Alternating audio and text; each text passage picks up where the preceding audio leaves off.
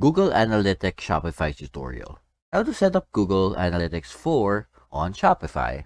Hey guys, welcome back. Welcome to this video where we dive into the world of e-commerce and digital marketing, to help you guys grow your online business. So today, we're going to demystify the process of setting up your Google Analytics into your Shopify store, okay? Well, whether you're a seasoned entrepreneur or just starting out, understanding how to track and analyze your website's traffic is crucial to making informed decisions like how would you want your sales to be boosted up, your presence or your online presence. So let's try to dive into this world. So first things first, if you guys haven't already, you'll need to create a Google Analytics account. So head over to analytics.google.com. Let's sign up or sign in using your Google account. Now, this is the dashboard of the Google Analytics. And now we're going to create an account. Then, after creating an account, you can now create a property. Okay, so let's click on that and let's wait for it to load. So now here we're going to fill in our property details. So let's say, let's just say a test sample first. Property. Okay, then put in your time zone, country, and the currency that you will be using here. Now click on next. Now let's put in our business details. So what category does your business fall into? Let's say it's for food and drinks, and then input the number of employees you have. So maybe 1 to 10. Next. So what are your business objectives here? So of course, since it's an online store in Shopify, so we're definitely going to be driving online sales. Let's say you want to also raise brand awareness and maybe generate possible leads for the future. Okay, now let's click on create. So now that it's set up, so we're going to start collecting data. So what kind of platform will we be tracking here? So let's first click on the web. Now here you're going to paste in the URL of your shop. Okay, so let's say your store in Shopify. So let's just copy it over here. So let's just remove the HTTPS and then put in your website's name. Say sample number 2. Okay, now we can now create a stream.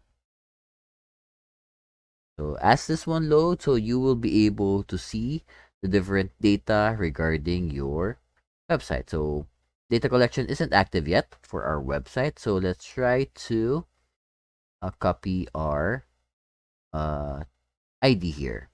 Okay, so here's the instructions on how to install this on your website or your store.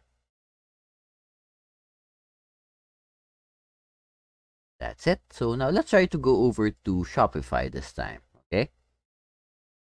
So now here at your Shopify's dashboard, so we can go head over into our online store here in the sidebar. And let's click on preferences.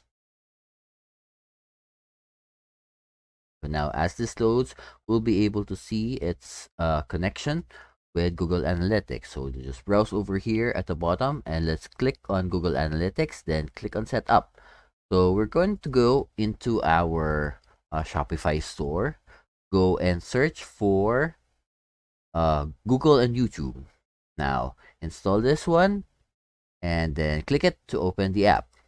So now once it loads up, you will be brought to this page and now you can link in your account. Okay, so link in your Google account, your Google Analytics. So connect it here.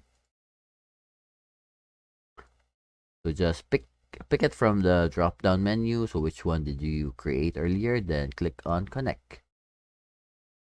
Okay, so now that's successfully installed, so we can try it out afterwards. Okay,